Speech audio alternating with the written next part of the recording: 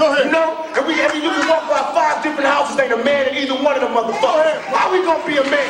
How we gonna be African Americans? And we out here dying. We thugs and we niggas until we set this shit right. Trust me when I tell you that shit.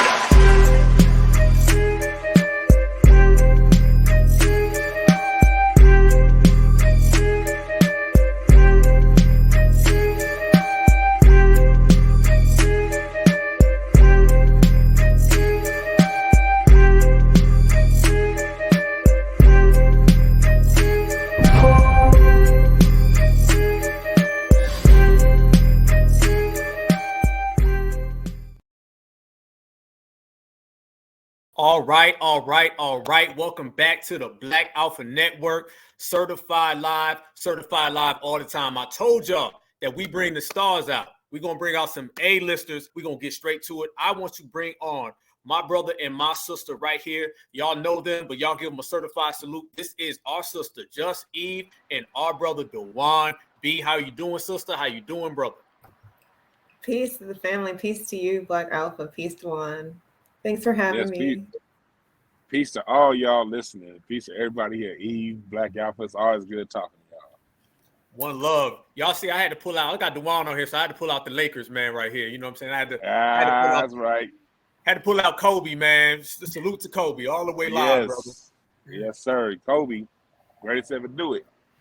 How y'all living today? I know y'all excited for this FBA Expo coming up, and we're gonna break all that down. You know, I'm gonna ask you guys some questions and just about this generation and the way we've been moving forward and the way we've been getting things done, but not just now, but what put us on the path to becoming who we are. Because I always tell people, Black empowerment is a lifelong game. It's something that takes time. It's something that has to develop. It's something that has to evolve. We may not be where we are, you know, evolution-wise today that we were yesterday, and tomorrow we're going to be stronger. I guess I'll present that to you first, our sister, Just Eve.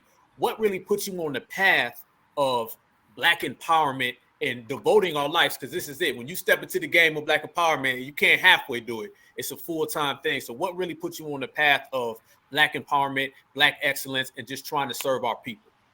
Thank you for the question. Honestly, I feel like I have a responsibility now that we have minis. I feel like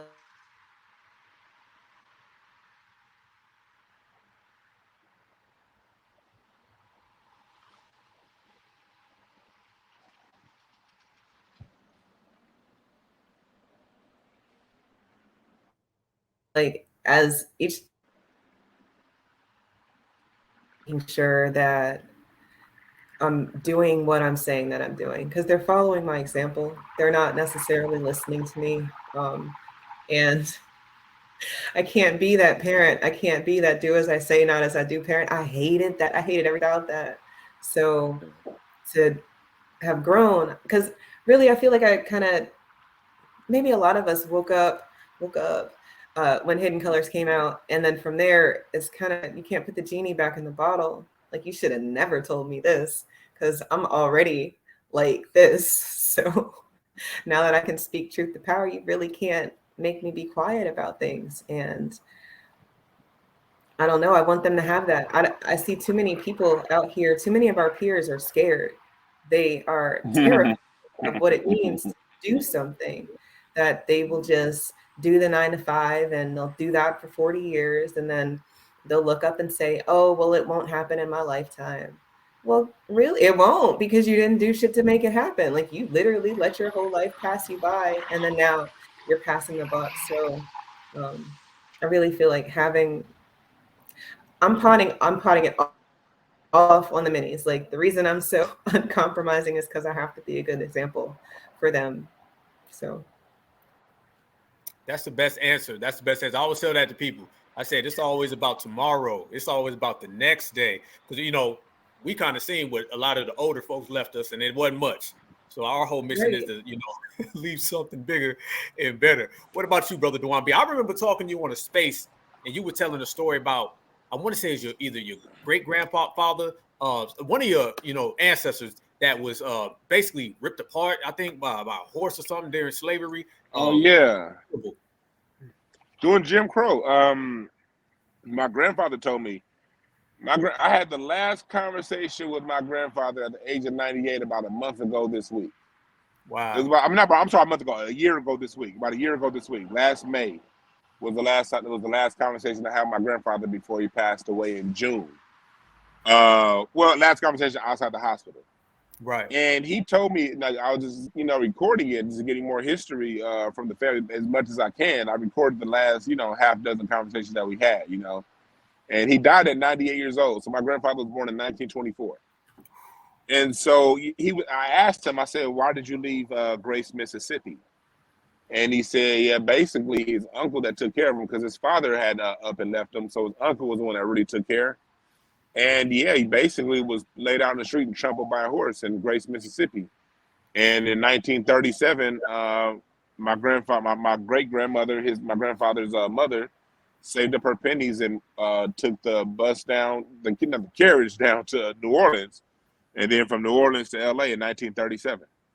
And I got that story on tape with my grandfather, who just passed away, and I'm so glad I did, and so for me, and that I can't even say that's what got me into it, because by the time I heard that story, I had been into it for long. I didn't know that story when I got into it.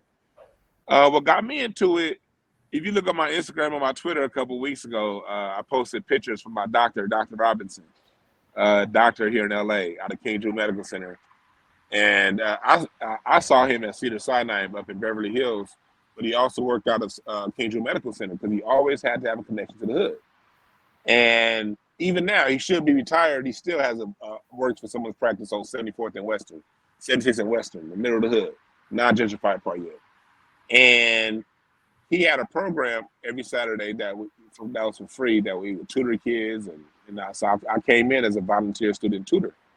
And then he had a camp every year.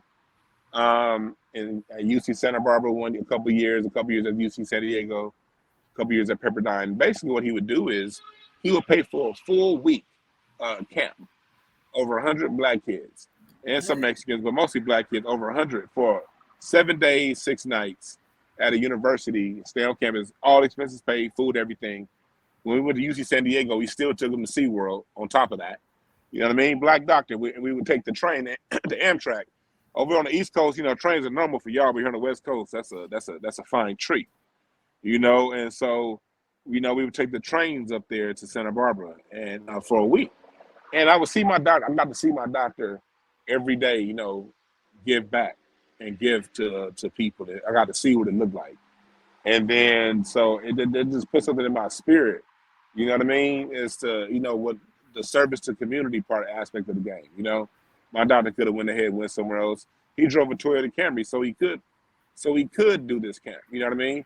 It's like, damn the Mercedes, I drive this Camry, I'm good. And I'm not saying I got that kind of money. Y'all gonna see me in the nicest car. Gary goddamn to you.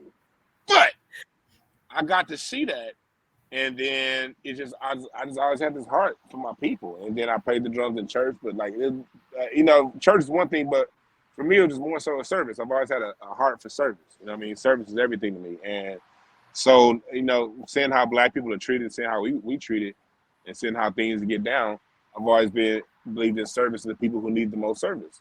And we are the people who needed the most service. So I'm in service to us. And I know love starts at home. That's facts. How long your people been on the West Coast, brother?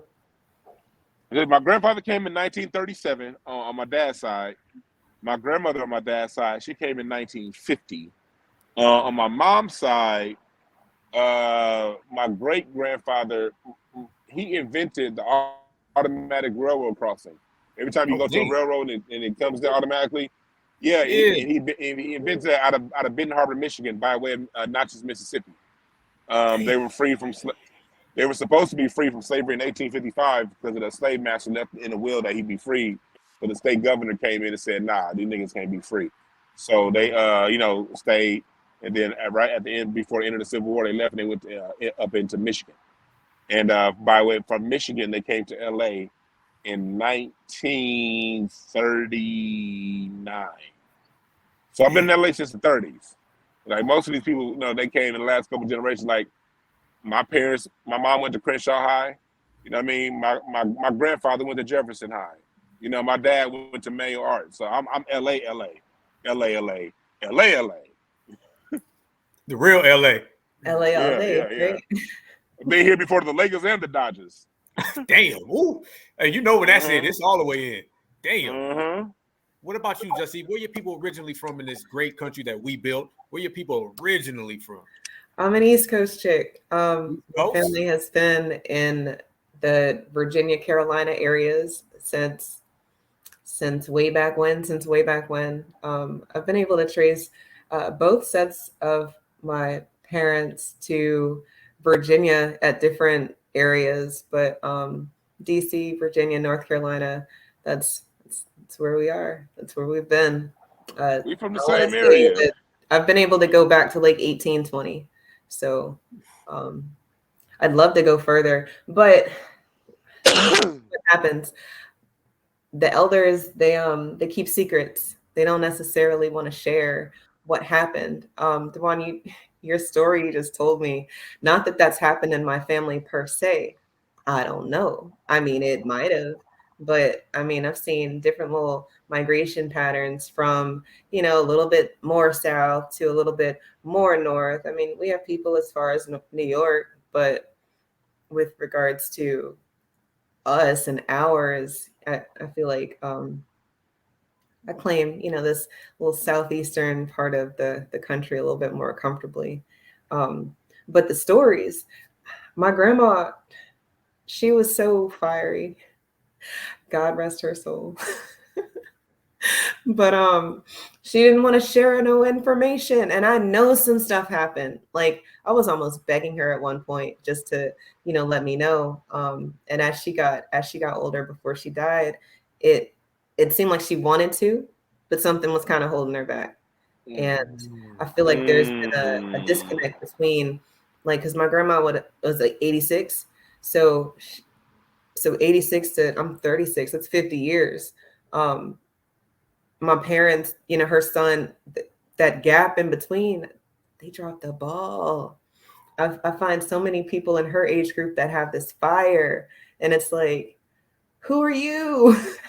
Where have you been? Yep. You've been here. Okay, well, what did you do? Oh, you made it easy for your kids, but they don't have the struggle or whatever. And I don't want to do that to ours, giving them we didn't have, and then they're so comfortable that they don't pick up the fight. I just don't want them to have to fight. I don't want to give them this struggle. I want it to be done, but turn 18, reparations is already in the bag. We've already gotten it. Like we're talking about what you're going to do with your resources and, how you're going to move as an adult. Not you got to walk outside as a target on your back, you black, nobody likes you, that everybody hates you. Like it's ridiculous. I don't want to give them that struggle, but they gave it to us. Like, oh, can't do nothing about it. Like the ball's in your court. Struggle's a part of life. Struggle's part of life. So get it like I get it. Struggle's a part of life. Yeah, I hate that. What do you mean? No, I mean, sure. A plant goes through, a plant becomes a stronger plant when there's environmental conditions that make it so that it has to be stronger. I get that. And life should do that. But these unnecessary struggles, the fact that white people can go into house buying with down payment assistance because of their families, and we can't because our families don't want to co-sign. They don't want to be, they don't want to be liable or responsible, or, they don't want to give it to you because I had to work so hard to get it. So you got to work so hard to get it so that you can appreciate it. What? Poison. What? Poison. Straight up poison. Eve, man, you hit on, like, I used to see that when I used to work at the bank. How I had when I was in college, I worked at the bank, and my real college was working at the bank. Damn the university. You get to see people's spending habits, and I would hear people, elders say that, about, I'm not gonna leave nothing for my kids to fight over, and they would have those type conversations, and that's that poison that's sad, and like what Eve was saying earlier about like not getting the stories. Like a lot of my stories that I know now, I've learned in the last 6 years.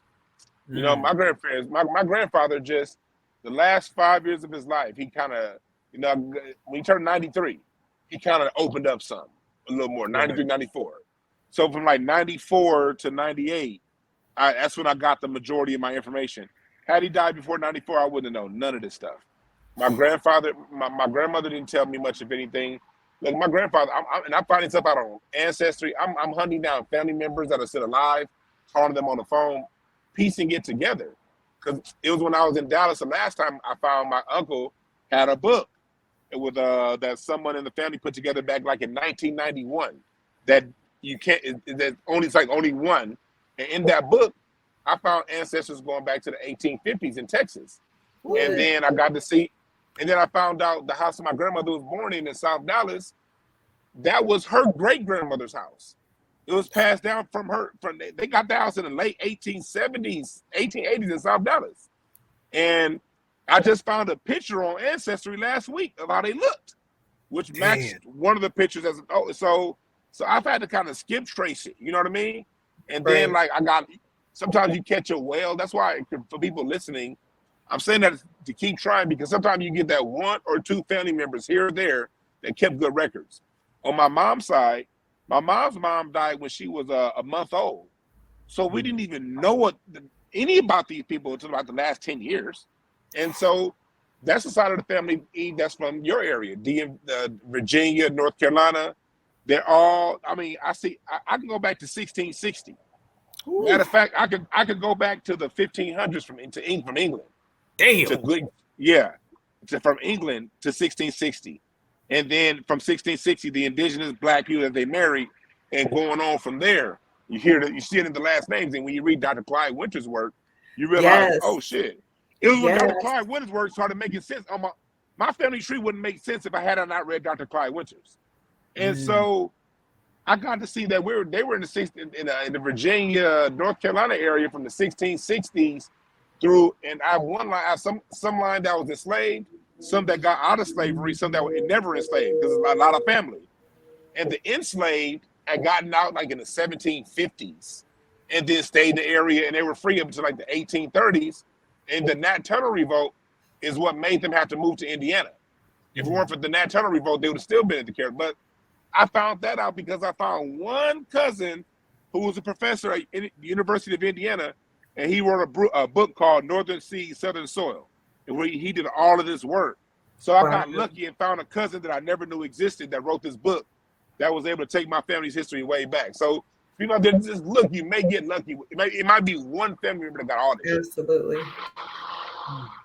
Damn, hey, it's funny. I'm wearing the Kobe, and you just threw me an alley-oop, brother. You just threw me an alley-oop.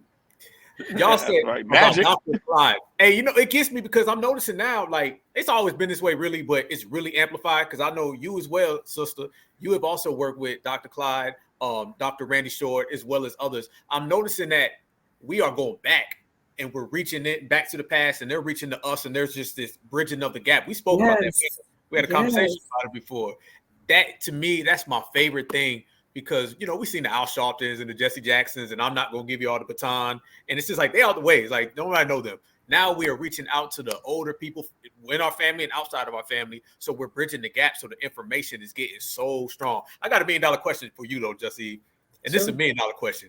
Is the DMV, is y'all East Coast North or y'all South? Because I hear debates about that all the time. Funny. Yeah, no, it's the South, but people in DC, Maryland, they don't like to claim the South. It is the weirdest thing. And I grew up in Maryland. So like I lived that. And then when I moved to Virginia, you know, it was just like, I don't know what that is. Like, y'all not proud. You're not proud to be a Marylander. What is, it's just, y'all.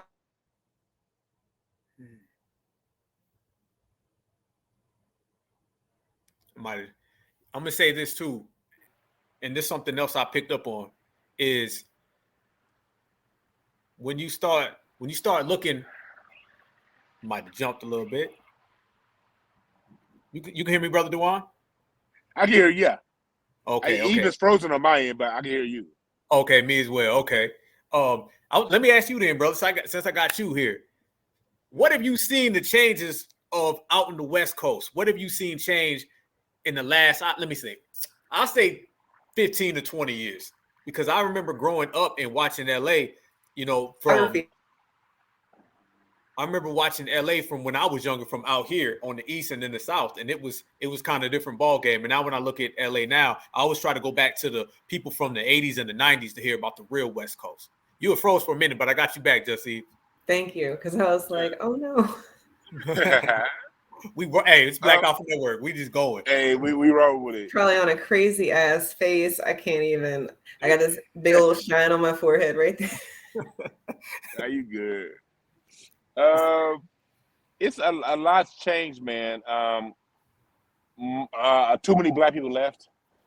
See, here's the thing. Like, let me tell you something.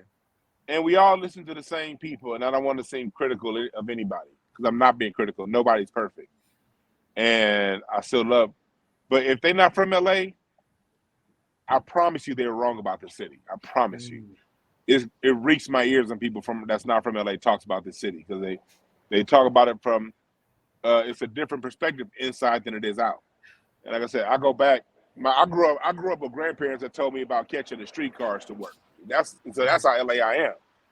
And so there's been a soft gentrification. People that go to somewhere like Compton, and they're expecting Compton to be like it was in the movie. Compton hasn't been majority Black since the 90s. That's not new. We've been under a soft gentrification in LA since about 88, 89. It's been a soft gentrification for a long time. The hard gentrification just hit post 2015. But it was a soft gentrification from 89 till about 2014. And how that worked was, like say Compton. Yeah, Kendrick is from there, but even though Compton still produces talent, it's a small nugget of Black people doing it. It's not a big ass city of Black people. It's Mexicans and pockets of Black people on a few streets here and there. And Compton's been like that all century, you know? So when people go to Compton and be like, why don't Black people own things? Man, all the Black people that had that kind of mindset, they moved in the 90s. You know what I mean? So what happened in the 90s, when the 90s hit, that's when Pomona opens up. Pomona's where Sugar Free is from. Okay. Pomona was always there, but in the 90s, people started moving out there more. And then they started moving out into Riverside and San Bernardino. You can get a house now, because mind you, 88, 89, LA is what they say Chicago is. That's what LA was at the time. I remember 1989 growing up and hearing, like, me and my brother, he waking up to a drive-by on our house because the nigga next door to me was a Crip, and I stayed in the Blood neighborhood.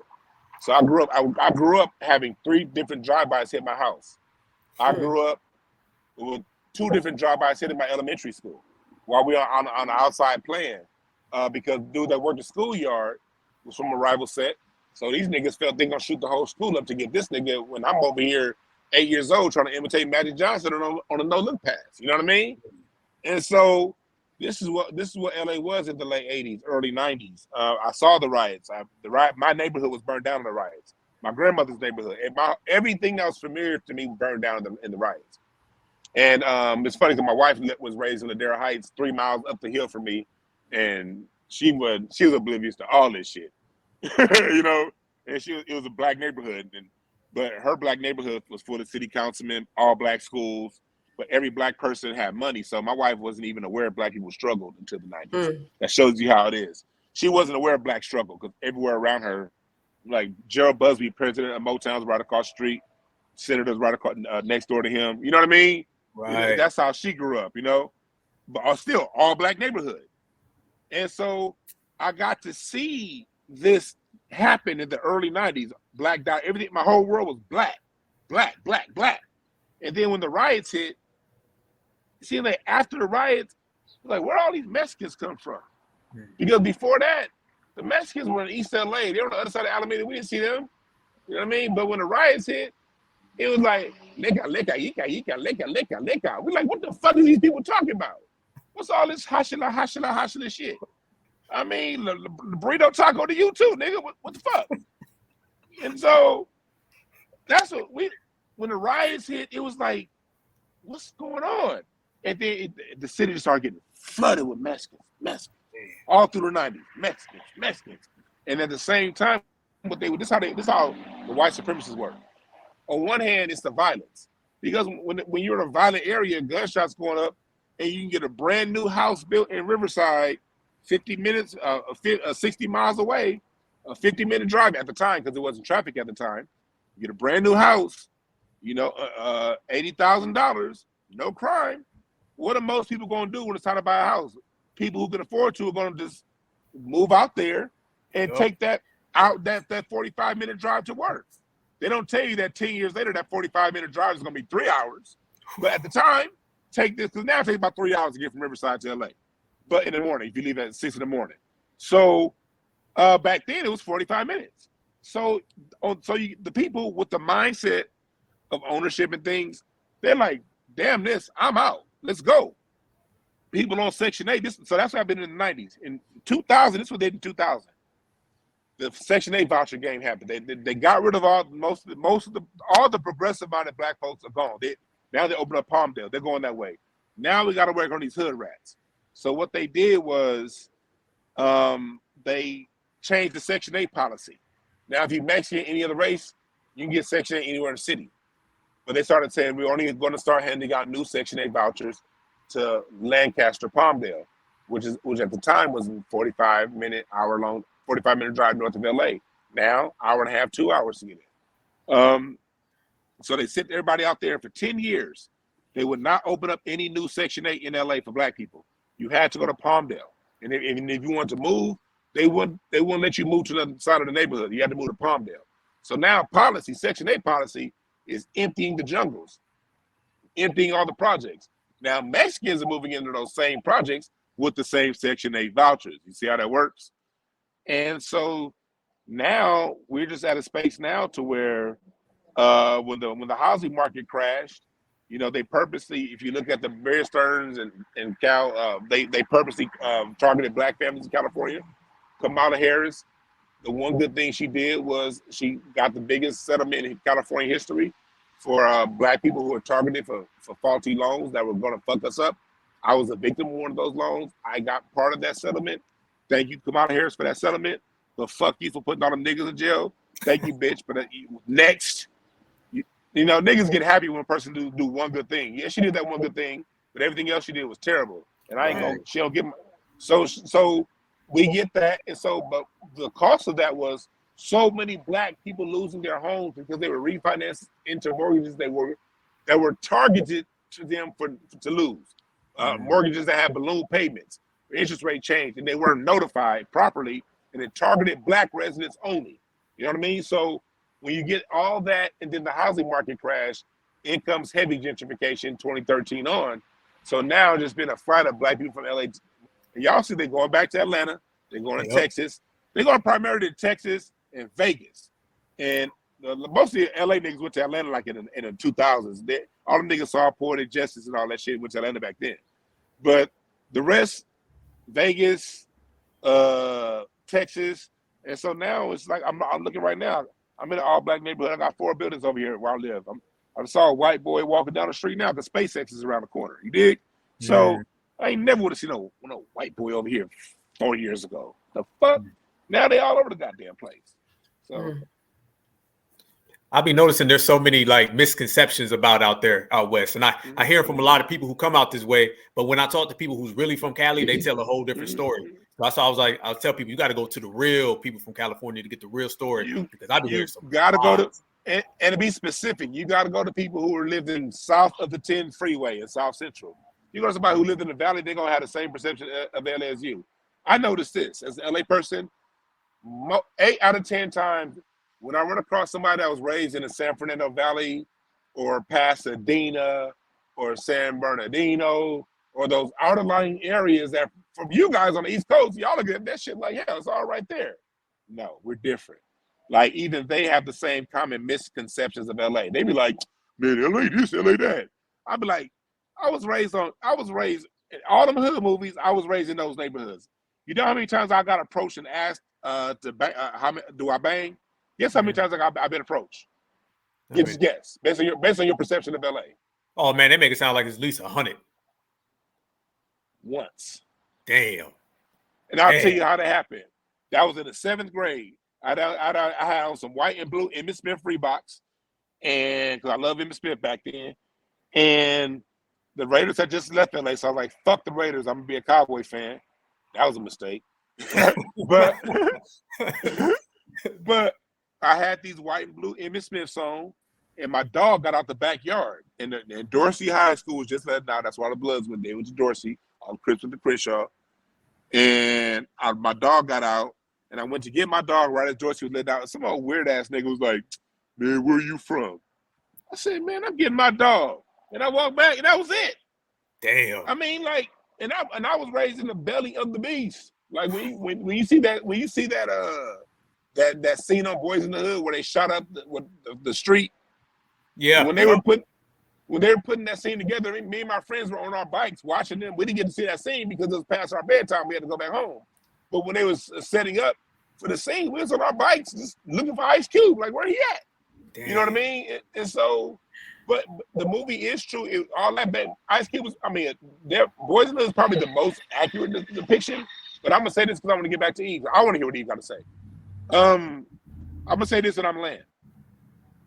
If you banged this city, yeah, all that. This is I call this. They call St. Louis LA really is the show me city. Whatever you are, be that. And if you are that, people respect it. I was the fat kid that could hoop. Like I was known as the big kid that could hoop like the skinny that I could run all day. So I had that reputation. They didn't. Oh, that's the one, man. That nigga hoop. Or I'll be over there hooping at Dorsey. They'll be like, "Hey, D, it's some problems going on in the neighborhood right now. You might want to go back home." That's what it was. Whatever you were, people respected it. Now, if you bang or if you perpetrated like you were banging, like faking, oh yeah, all that's true. All that's true. If you were faking it, if you came with a tough disposition, all that's true. But if you mind your own business and did what you did, man, this place is beautiful, man. It ain't all that shit. Yeah, they made it sound like people was getting pressed, waking up in the morning. They made it sound like it was Boys in the Hood, Menace to Society, goddamn Training Day. They made it sound like it was all in one, brother. But I hear real West Coast folks, and they say exactly what you're saying, brother. People who are really that'd be them corny niggas from outlying areas telling y'all stories because they know y'all gonna believe it. That's all that is. Damn. Sister Just Eve. Okay, because I know where you from is an interesting place. Like I said a minute ago, I'm like East Coast, North, South. What are some of the demographics that you've seen coming up in that area? What have you seen now? Because I'm telling you right now, I love hearing about different areas of the country in America. I traveled outside of America when I was young, and I'm kind of cool on that. I want to see the 50 states. I'm cool. I'm flying all over the world, man. I'm good, right? I mean, what you want in America? You want some California life? Let's go out and see the Pacific. You want the tropical? We come on down here to Florida and Georgia. You want bright lights, big city? We go to New York. You want flatland? We go to Missouri. You want cold? You want Rocky Mountains? You want Appalachian Mountains? It's all right here in America. So I'm always asking brothers and sisters, like, what are the demographics there? I know when I was up there for the rallies, that was the first time I've been there. Up in the DMV area. I've been through the Carolinas and Michigan, well, that's more Midwest, but I've been through the Carolinas and stuff, but I never was there long term. What are some of the demographics up there in the DMV area in terms of where foundational Black Americans reside and then, all the other people who come along and come through? What is it like in that way, sister? Got you. Well, where I live in Virginia is not the DMV area, but my bad. Around. It's okay. I mean, I am from the DMV area. That is where I was born and raised for sure. But I don't live up there anymore. I think it jumped a little bit.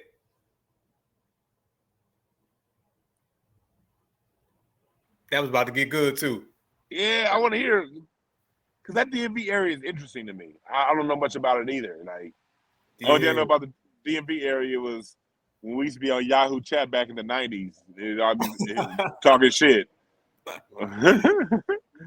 It's funny because I remember when I went up there one time, 1 minute it'll look like Georgia, and then the next minute it'll look like Ohio, Michigan area. Like every turn I took, it was a different feel. And I would see people like Allen Iverson, and he got more of an East Coast style. But then I meet some people and they got the Southern drawl, so I'm like, I couldn't really get a feel for it. I was like, I don't really know. There you go. I got you, sister. I think it jumped again. Ah, shit. These Wi-Fi is crazy. That's a good question, man. I really want to hear it because that was my first time in DC too, and it was I loved it. And then I've been to Rocky Mount, North Carolina before, all through that. You know, during my wife went to Duke, and so she's familiar with that area. But I never been, but it was something in my blood when I was in Rocky Mount that just felt like a home. At the time, I didn't know my family was in the DM was from Carolina, and then when I was back in DC for the rally, it was something in my blood that I was just loving it. So I really want to hear what she got to say. Man, the internet is not liking me today. Man, mine be doing that too. Mine be doing all types of hurdles and obstacles. It be jumping all over the place. You can pick up where you left off, sister. We here. But the DMV area, I want to say it was a conscious decision to not go back home. I'm divorced, so I had every opportunity to go back home, but it's been infiltrated. There are so many immigrants and so many people who aren't from there. For the rally, and actually after the rally, I went back home, and I go home sometimes. I've been very uncompromising with my family about what I'm going to allow around us and what I'm not. So living 4-ish hours away is kind of great because you can't just pop up on me, but I can pop up on you if it's very selfish. I'm probably not good about that, but for what it's worth, I went back right after the rally and I went looking for Black people and I couldn't find them. And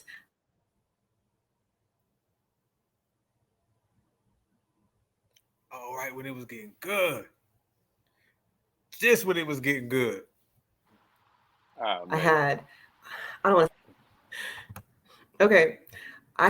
was looking for Black people and I couldn't find any.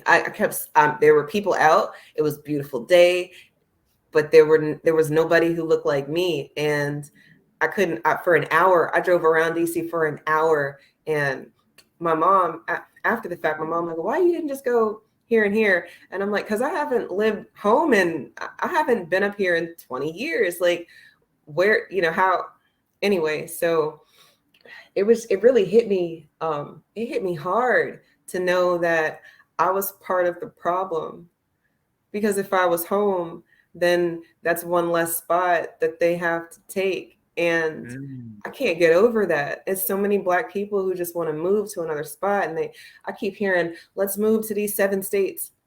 Nah, niggas, y'all need to take care of home wherever you are. Like, I'm not saying you a flea, but you got some flea tendencies. Like, what's going on?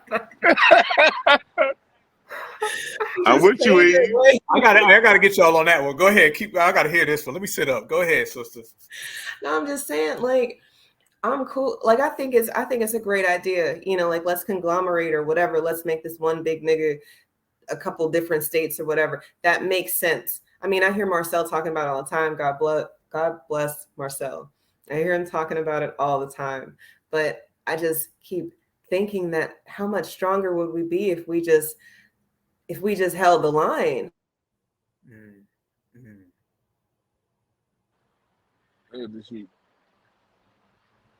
The thing froze up. It froze up. Hey, you got that last word out too. That was good. Hey, I wanted to ask you that, brother, because I hear about the come back home strategy, and I understand politically, where it's at. But I'm from Ohio. Okay, I live in Georgia. Like wherever you are. Damn, that messed with our sister. Yeah, bro, I'm from Ohio, and both sides of my family are still. I'm the only one who doesn't live in Ohio on both sides of my family. Actually, all in one town, really, on east side and west side of one town. They're all there. So I ain't really.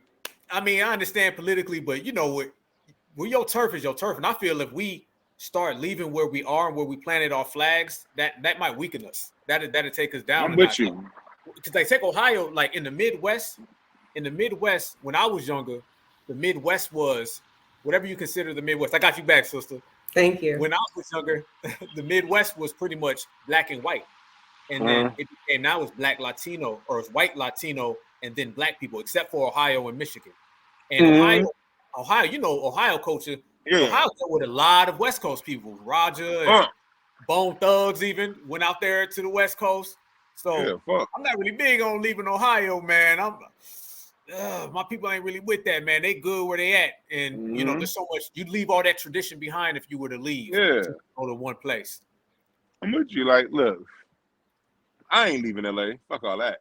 Now, I'm with I'm with buying some land down south. Matter of fact, I have land down south that got passed down to me. You know, man, and I would love to buy more down south, and I would like to have a place that, you know, my wife's family still has land down south. Both sides of our family has land down south, Texas, Alabama. You know, I wouldn't mind buying some land down south and having a place that I can go to. You know what I mean? A place I can go fish once or twice a year. You know what I mean? To get away, because I'm a city boy, but I still can't be extremely country. Like, but like you said about the United States, and see in LA, here's the reason why I ain't leaving. Man, anything I want to get to is within a 2-hour drive away. I live 15 minutes from the beach. I live an hour and a half from Lake Arrowhead, where I go, and it's about 6 feet of snow packed up right there. I wanted to go. One day, me and my wife, one day about 10 years ago, it was one of the beautiful days. We went up. I woke her up about 5 in the morning. We went up to Lake Arrowhead and had breakfast in the snow, and then came back, and we had late lunch dinner in Malibu at the beach. And it was an 80-degree day at the beach that day, and we all that one day. We ain't doing that shit nowhere else. Me and the wife, we go to wine country 2.5 hours north of LA, right there where Michael Jackson's Neverland Ranch is, San Ynez. It's a beautiful wine country where it's just quiet and still. Me and the wife go up there 3 or 4 times a year. Sometimes we stay overnight. Sometimes we just go up there and come back and pick up our wine. Ojai is about an hour north of here. We're just a beautiful, just nothing. It's just, I mean, and Lake Tahoe. I mean, everything. I ain't leaving this place, man. Like, what the fuck these niggas talking about? You know where I'm going? And it's Hollywood Bowl season starts back. Like, Eve always talks about me because it's hard to get in. It's hard to get in touch with me on Wednesdays. Because on Wednesdays, I'll be at the Hollywood Bowl. Look, this coming summer, this is on Wednesday night. Nigga, we got a 30-year anniversary of a Doggy Style concert produced by Dr. Dre with all kind of drop-ins that's going to happen. Who else is going to get that on a Wednesday night? Man, we got the week before that. No, I'm sorry. 4 days before that, I'm going to go see Jill Scott at the Bowl. The week before that, I'm going to go see Kamasi. I'm going to see some jazz at the Bowl. Man, I ain't leaving this. The Napa show coming. It's a show in Napa coming up. The Blue Note Jazz Festival in July.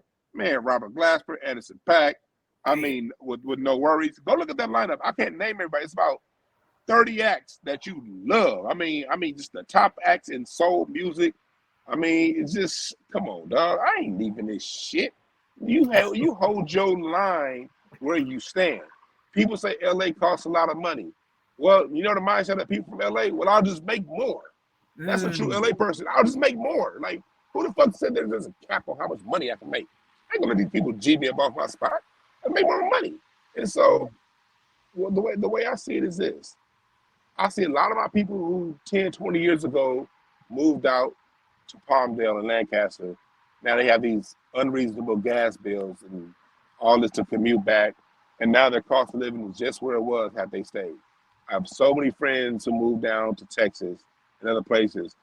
And no disrespect, it's just a different culture. And if you're used to this fast-paced LA culture, that Southern culture will, after about 2 years, will fuck your head up. And I have so many friends that want to come back, but they can't afford to come back. You know what I mean? And so, no, white supremacy, I'll move down south when I see the South end white supremacy. And there's no more white supremacy in those 7 states. Once that's happened, okay, I'll come and join you. But until then, you got to get on code where you stand. I got to get on code with you. White people ain't on code in one country. White folks are on code in South America, South Asia. Yeah, right. Where the fuck they at? They on code. What the fuck? Yep. I ain't gotta have white neighbors. I got y'all on the internet. I got y'all. I don't need the person next door to me to look like me. I mean, hell, when a person did look like me next door to me, that nigga was a criminal. So, because just because we got the same skin, I mean, we on the same team. So it's all about being on code anyway. Because just because we look alike don't mean we on the right team. So I think it's because of what I was talking about earlier.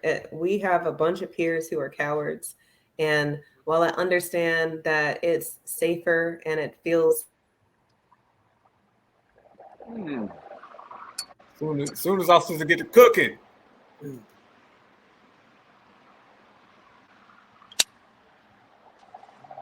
Soon as. Hey. Jump it. I still want to hear about the DC. Yeah. Hey, I heard you say it. I heard you say one time, Dewan. What you More said? You comfortable said. to be around a whole bunch. You said come back and what you say? Experience the same thing twice. Yeah. Yeah. But 7 states, If, to me, the whole country is ours, right? So we don't have to be in 7 states. No, we need to be in all of the states because all of it is ours. And I'm sorry that you don't have a whole bunch of like-minded individuals where you are. That's okay. Like being uncompromising around people who think that you're one way, they will treat you different. I remember my last year in public school, teaching in public school, and I felt way more comfortable. Not like I wasn't following the rules per se, but there were certain things that you were just not going to do. For example, Virginia is one of the states that's they're toying with the whole not telling parents about what's going on with the students inside the classroom with regards to their sexual life and fantasies, ideologies, whatever. And when I was seeing that there were elementary teachers, because I worked at a school that was 3 through 8, so you have some elementary and you also have some middle schoolers. To me, elementary school students aren't having sex. So why would you be talking to them about sex? Granted, okay, middle schoolers are probably starting to have those thoughts, and they should have a space where they can talk about those things. But a third grader, no, absolutely not. A fourth grader, absolutely not. And once you start normalizing it for the little ones, then the older ones are like, oh yeah, no, that's cool. Like I know a third grader who's in this group or club or whatever, and stuff like that was really bothering me. And I started saying things, and it's not that they were treating me different per se, but they just knew that, yeah, I can't say that around. I can't say that around her because she gonna go off. Like, and I like that because no nonsense. Like, let's not mince words. You don't like me, I don't like you, but we here to do a job. And if you're here for these students, then you're gonna do the job. You're gonna do it the right way because I'm not gonna be associated. Nothing with my name on it is gonna be associated with some crap. So if you doing some crap, just know that it's going to be on you and not on me or whatever. So, nah, but Virginia, here where I am now in the 757 and Tidewater area, it is a very much Black area, but here in the city that I live in, it's gentrified like all of the other different gentrified areas. They've got programs for if you are a civil servant, teacher, nurse, police officer, EMT, you can get housing types of programs, like 50% off a house. And then you look at the jobs, people who are getting these jobs, and it's not us, it's these people who are not from here. And it's like, well, yeah, you can afford to live here. I can't afford to live here because I didn't get access to that program, but you did because they're offering it to you. Like there's basically job wanted ads. I saw a job wanted ad on the Metro in DC for here in Norfolk for the police force.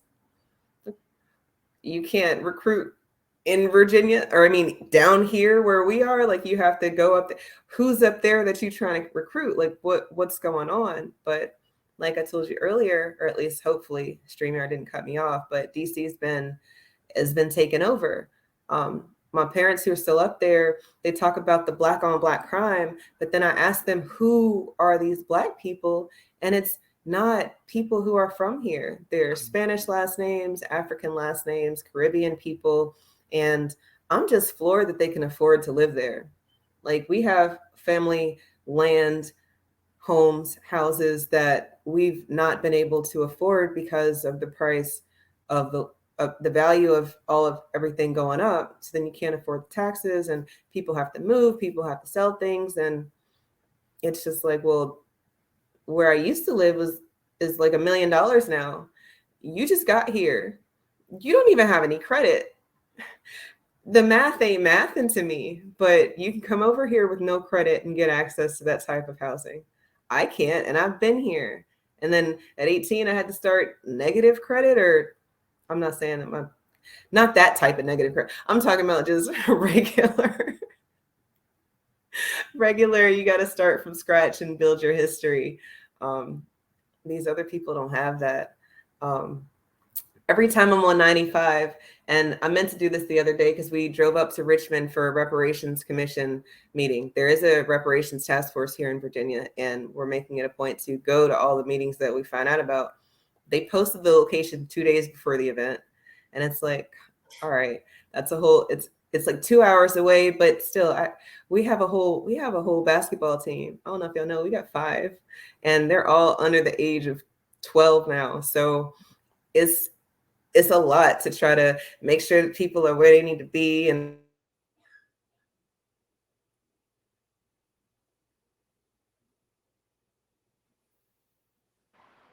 it was rocking. Did she go? Yeah, I think it froze her. They let her go that time though. For a minute, she was getting it in. Yeah. For once, at least. Yeah, you know, man, what?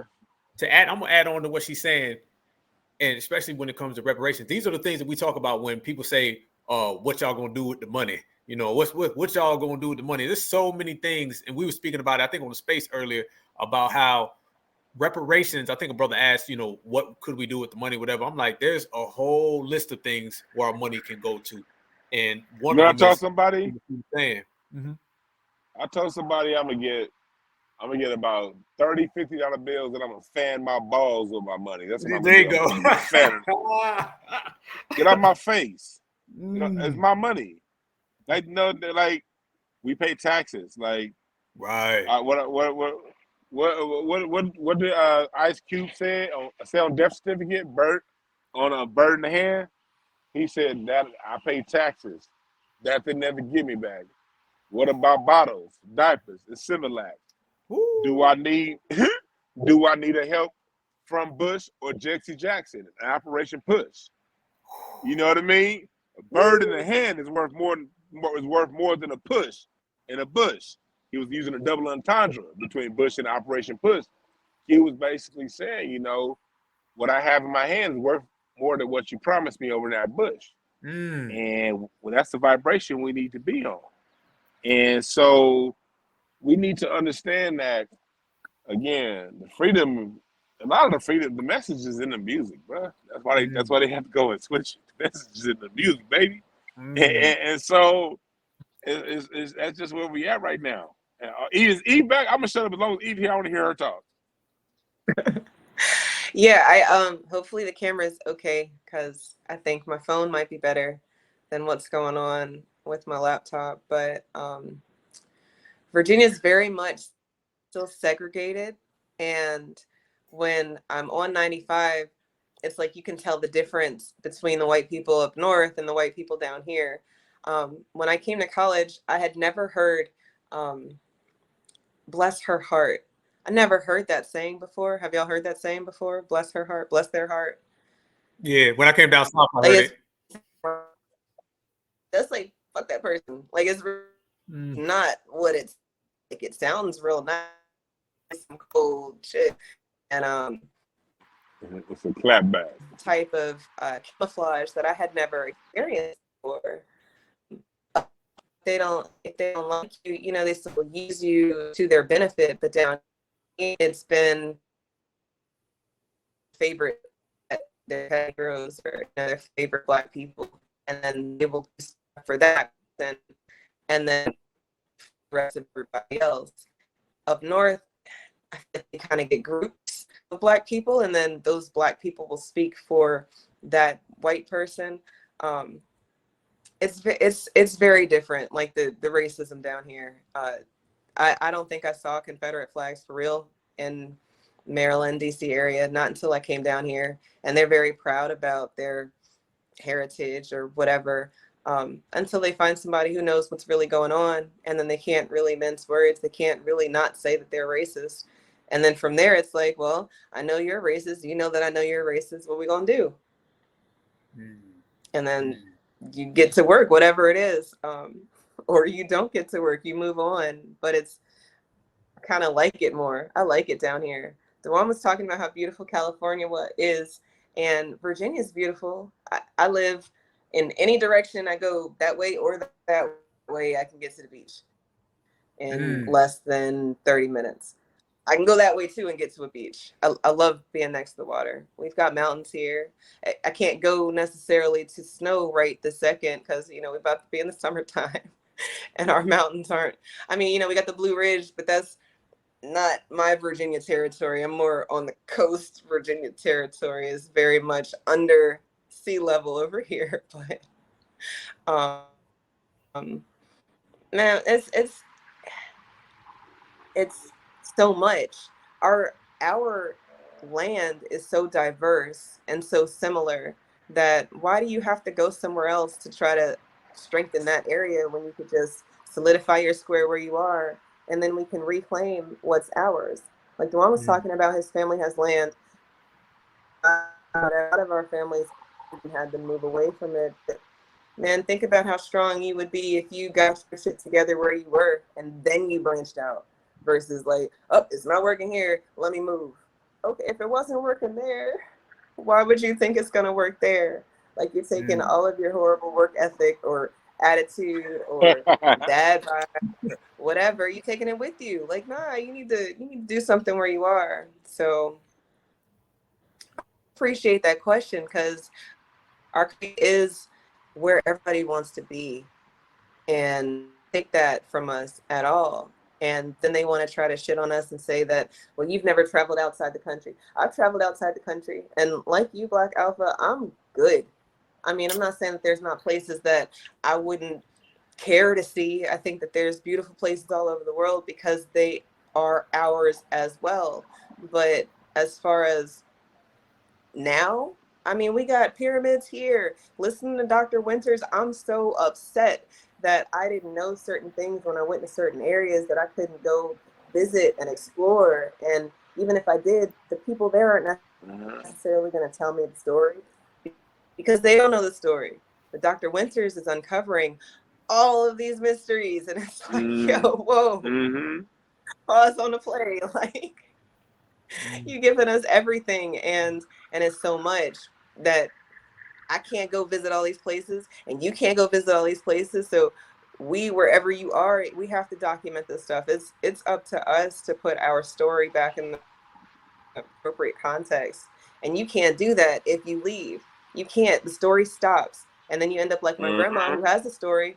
We don't want to tell it. Like, what's that about? Now I don't know part of my story because you feel some kind of way about whatever it is, and not discrediting our trauma, because that's a very real thing. But you gonna have that trauma if you move to somewhere else anyway, so you might as well get your shit together where you are. So, man, that took a long time to answer that question. Shit. That's real talk, though. That's real talk. Like, my grandmother died, and when I found that family photo from the family in Texas that bought the house in South Dallas.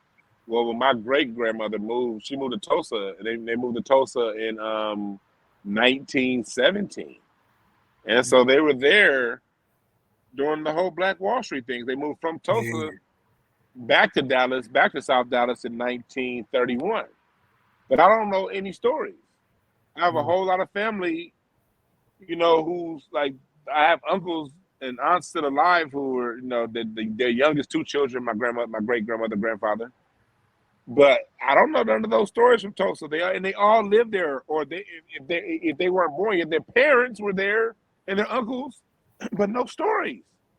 And so it's like, yeah, that's why I think it's so important that that's why I'm so open with, like, with my history. Like, when I do the music history stuff, when I first started talking about music history online, I just assumed everybody knew what I was talking about. I didn't think I had any particular special body of knowledge. I just love this shit. But when I realized people didn't have it, I felt it was my duty to tell it.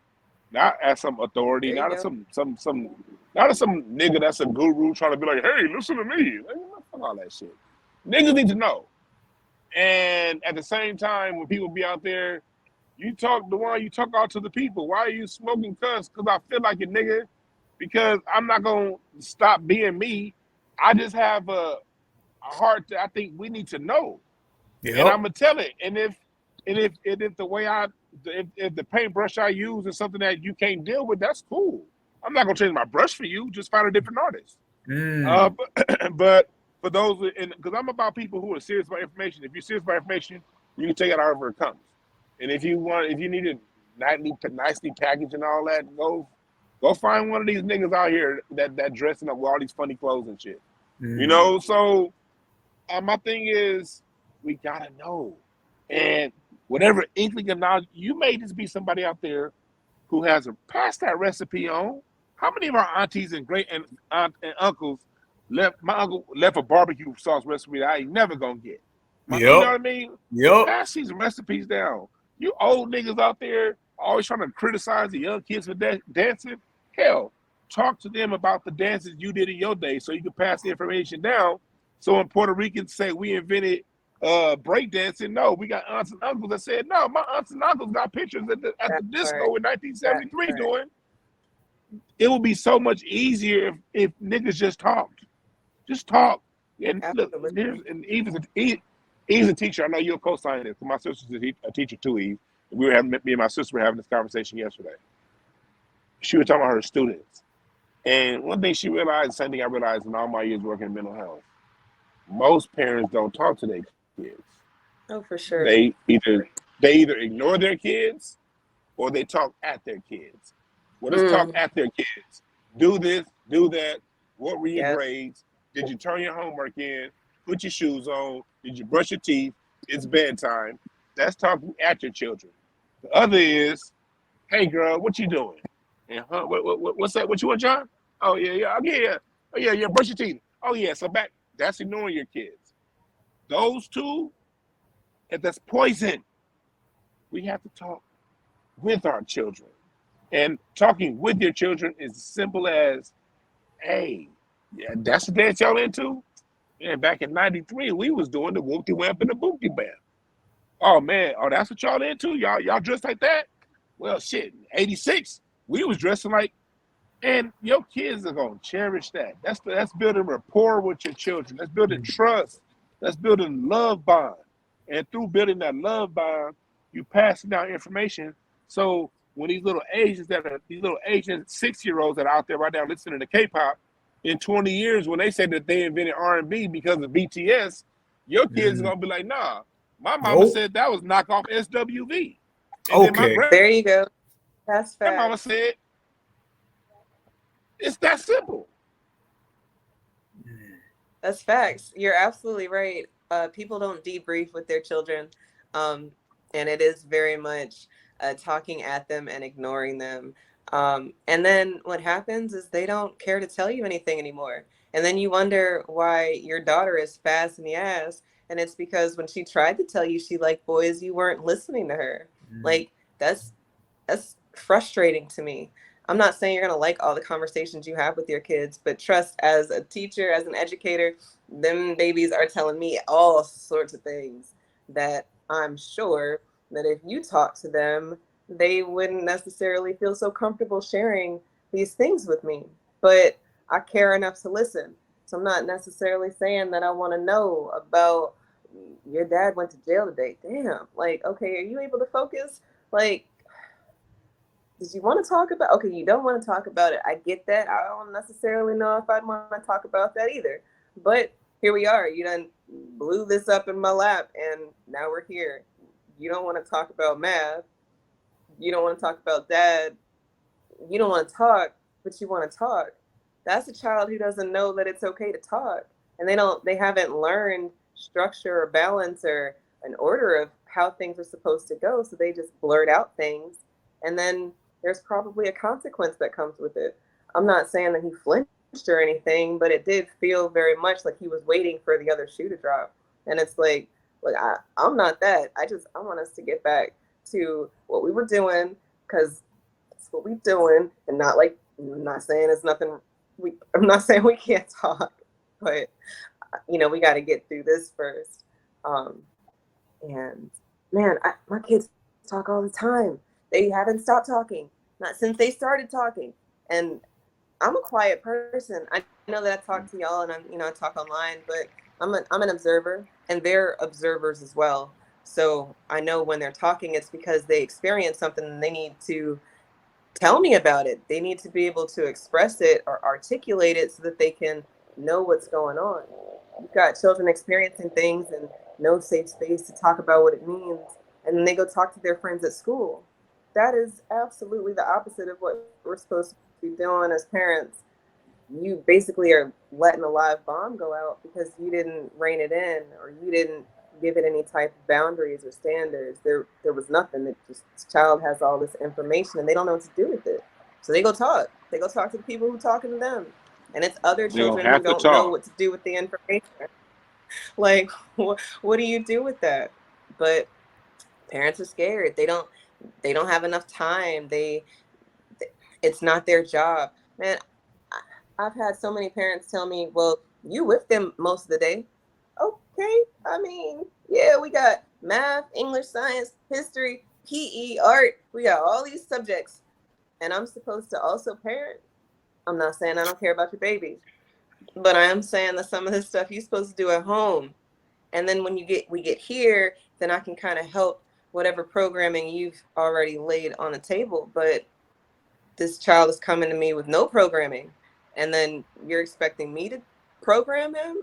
Not. I got math, English, science, like we've got a job to do as an educator to make sure that they can do what they need to do as a student. But as a child, as a person who's going to grow to be an adult, to be our peer, that's not necessarily, the ball will fall in my court as much as they drop the ball in my court and expect me to run the play. And look, I'll run the play because, I can do that. But it's just, it can be defeating, to know that so many parents don't care enough to do it. That's why Sunday school to me is so important. These parents who are saying, look, I don't know how to talk to my kid about Black stuff, but you saying you want to talk to my kid about Black stuff, so let's talk. And the conversations with these children have been crazy. Like, they're already comfortable because they know it's a safe space. Like, we've gone from 0 to 100 in 2 weeks just off of them knowing that they're going to come back and compound on whatever we did last week. I'm excited to combat, these lazy parents, knowing that we've got some parents who are about that work, because that's what we need.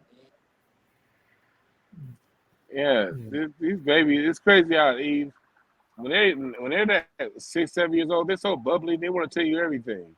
And then when you notice when they turn, and just look at the child's picture at 7, and then look at the picture at 9.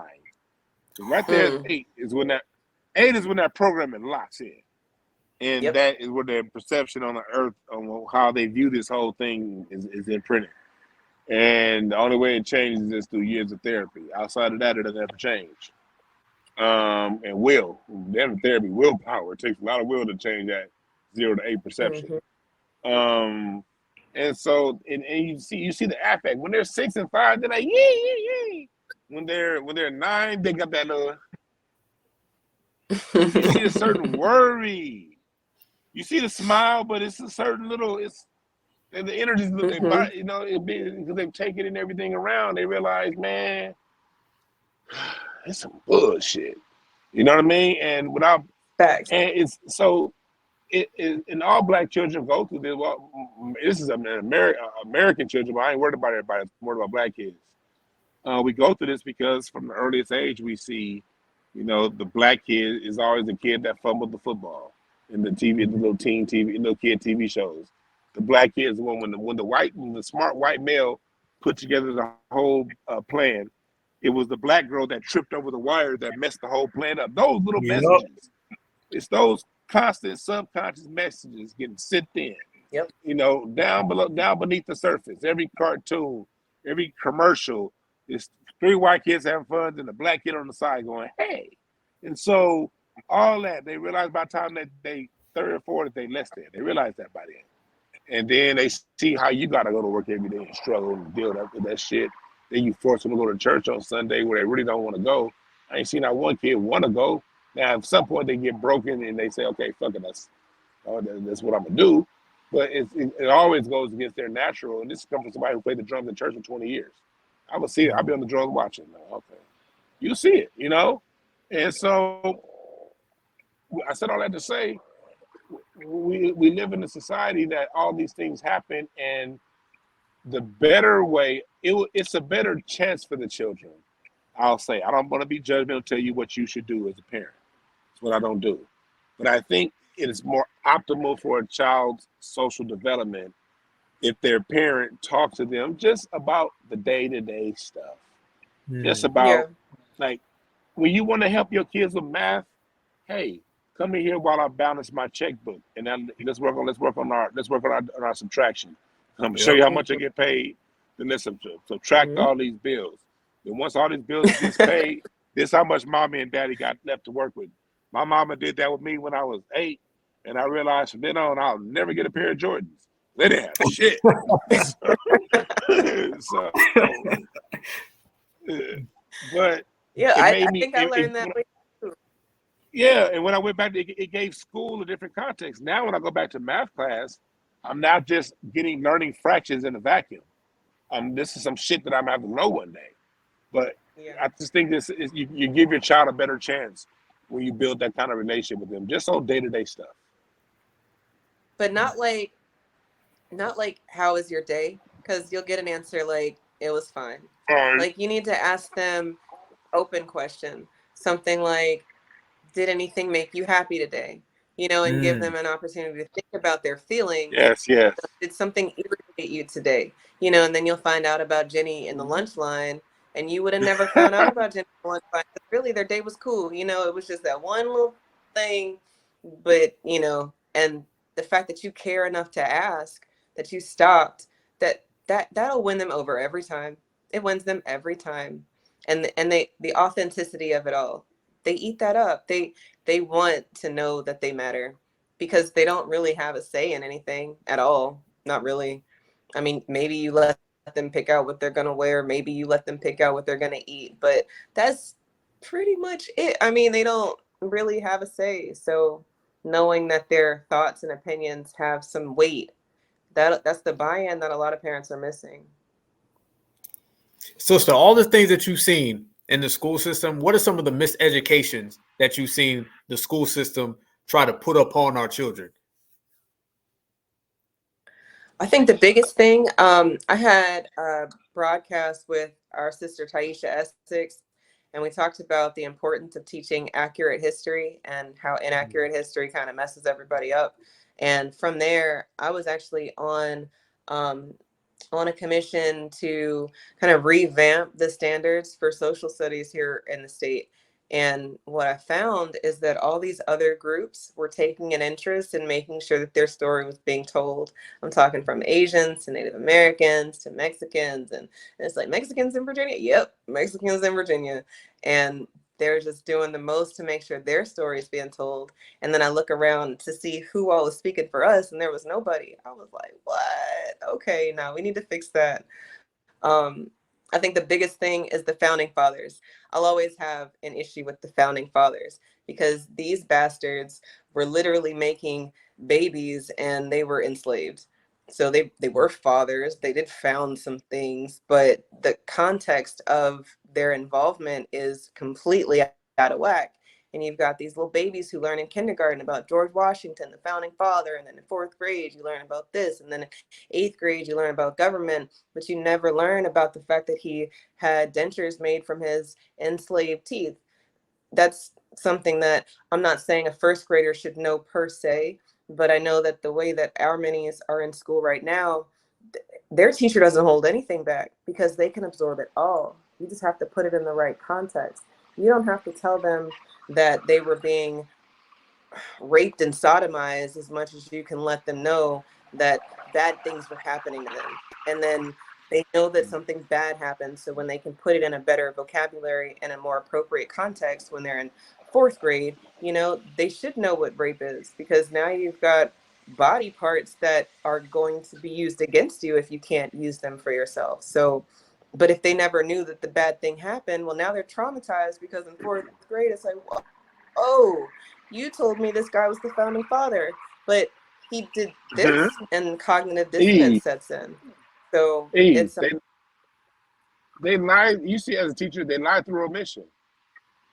You know, they take. Say again. And that's the work.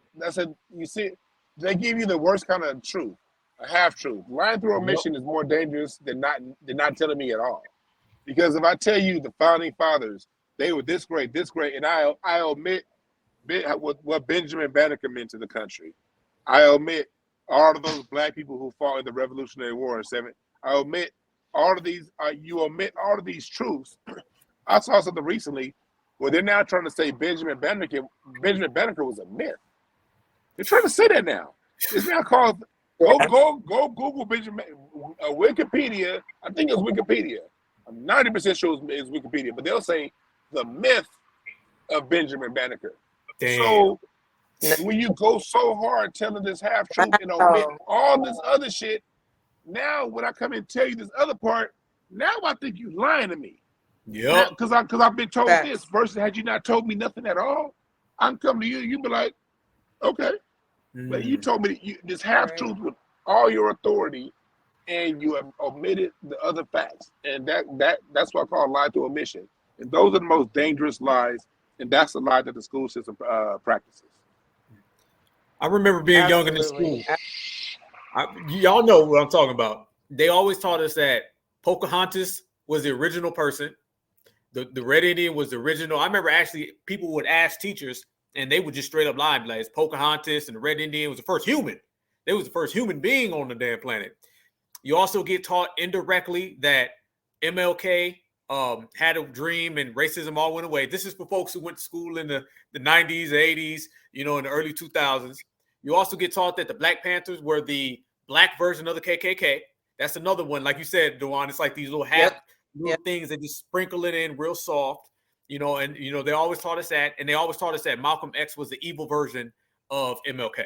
Those are the things I remember. They always would put. He was like the damn villain version. Panthers were the villain version of school, and that's what I love nowadays. I love nowadays the fact that we can actually have access to other avenues to teach kids, opposed to that type of public school system. Can't stand it. Hey man, but look, this is how the white supremacists. That's how they teach it. They gotta teach. They gotta have a God and a villain. If they're gonna give it to you, if they're gonna give anything to you, they're gonna have a God and a villain. And the same thing we see in the grassroots movement, where you see people that are out here in the grassroots that are doing things the right way, they're gonna create somebody, and then make the person that's doing it the right way make them the villain. You know what I mean? Like they did with when Garvey was doing this thing, they brought in Du Bois. You know what I mean? When they always got to bring in something. When the Panthers were doing their thing, they brought in the US organization. Now that we see what we're doing here on the grassroots movement. Now you're seeing all kind of reparations committees and all kind of shit pop up out of nowhere. Who these people? Where they come from? Right. So we just got to understand that's what it is. Yeah, and there's people out here who are online who say things like I got wind recently on my YouTube channel that there's a particular troll out there that was saying some stuff, and it's one of the things where it's like, why would I even say something back? You know what I mean? Because they're energy vampires out here who really just get their energy from sucking out people who are doing things the right way. And then there are also people who are paid to come and distract us from what we're doing. So as enticing as it is to jump on it. And I'm not saying I won't always ignore people because I'm human.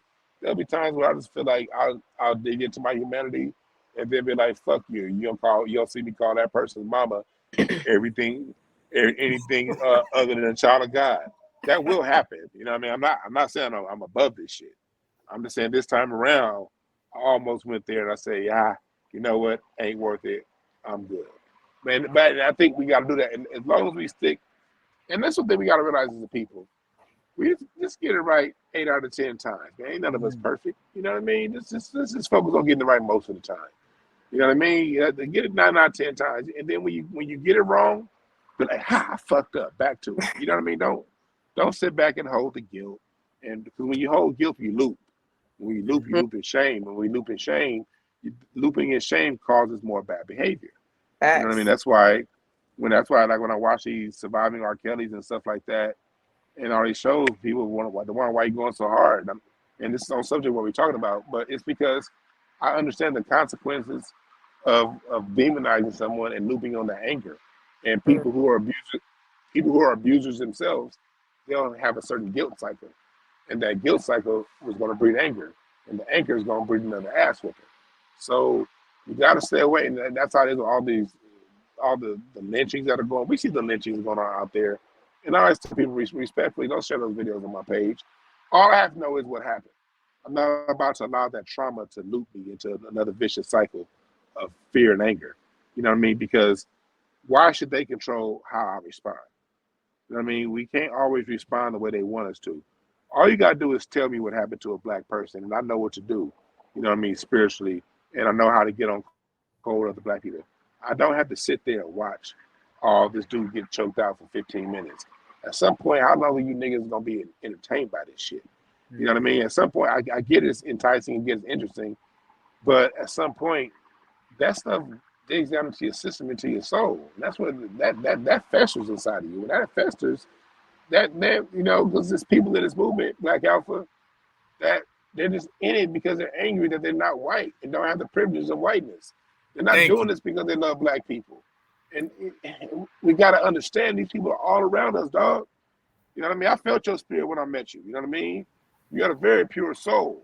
Eve had a very pure soul. So I'm so glad I went. Would I ever go to a protest rally again? Probably not. That's not my scene. I don't like that kind of shit. But I do other stuff. But that was probably my first and last protest that I ever go to. But I'm glad I met y'all. You know what I mean? But at the same time, for sure. At the same time, 8 out of 10, most people who are so-called pro-black are just bitter. They're not white. Bitter. They don't have white access. They're just bitter. Yes. Yeah, they're just bitter. They can't lord over you like white people can lord over you. So you gotta watch these niggas, especially these pro-black niggas. You said a word, man. I do this because I love us, man. I just want to see us win, and through us winning, look, I love other people, so I'm not gonna win then shit on you. When I win, I'm just gonna go over here and enjoy my winnings. You can go do what you want to do. I ain't gonna fuck you over. That's all I want. For sure. Brother, you said something one time on the space, brother, and I promise you it stuck with me, family. You said throughout this whole movement, we need to have fun. When we work with each other, when we build with each other. Brother, I remember you said that. This was months ago, but it stuck with me.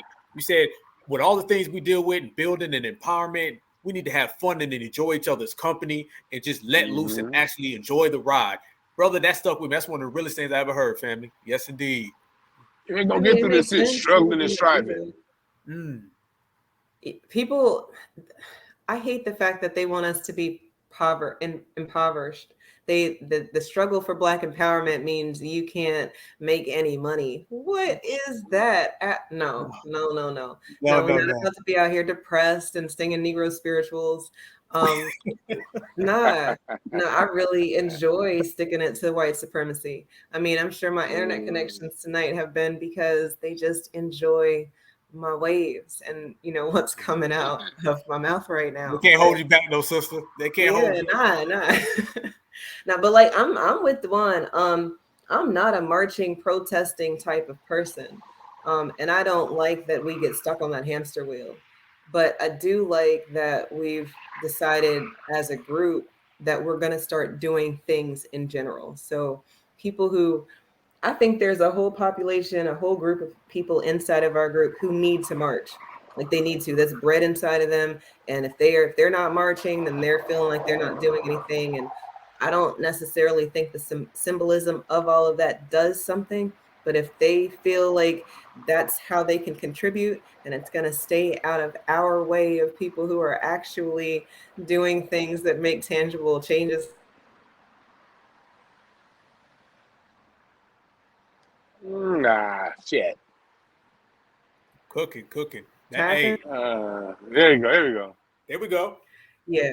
So, I've heard there's a couple rallies going on, but I mean, if we're students of Neely Fuller, of the master teacher, Mr. Neely Fuller Jr., then we know that niggas really don't need to be congregating. Not really. We already. Right.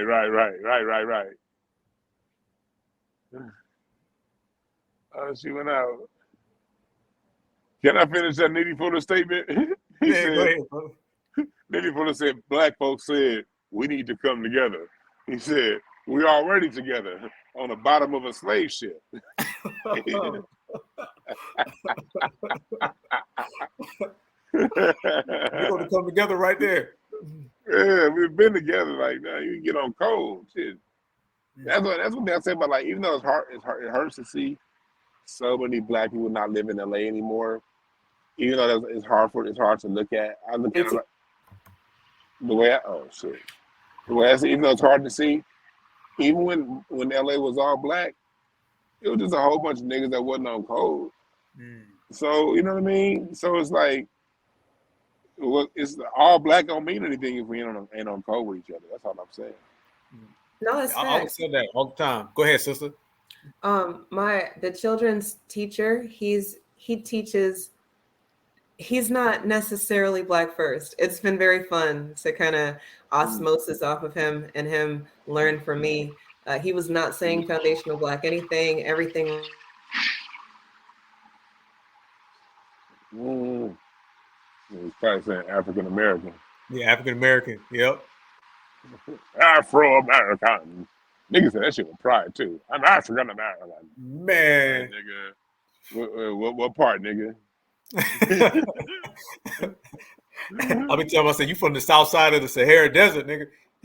Yeah, you don't even nigga, what part of the equator, what side of that motherfucker you on? You from Tunisia? You may have been, everybody will talk about, you may have been from Carthage. You know what I mean? You don't know where you're from.